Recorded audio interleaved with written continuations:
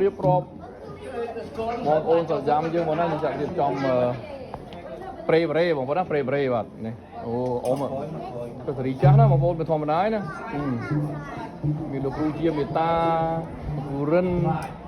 บาดเลยนี่จับดาวมาเปรย์เบรย์บนกระทันตามเมื่อกี้อะ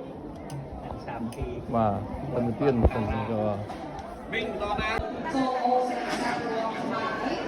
มาส้มเจอโจทย์น้องแกนะมาเราไปประกบคำพยายามมันจูเรียนเรียนตัวสักแต่ออนไลน์สนามให้มันรีเรียกสารที่เรามองจากตัวเยอะส้มไม่มีจุดนั้น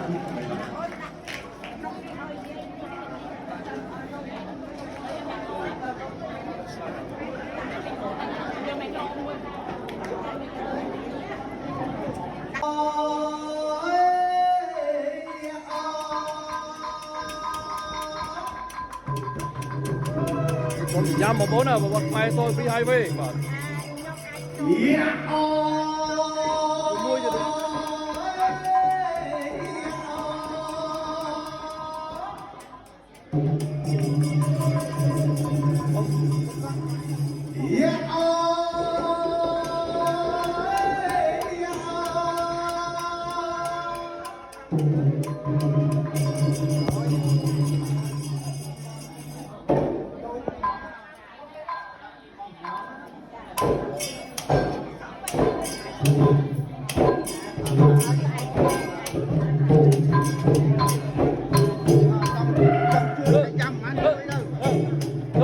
โจ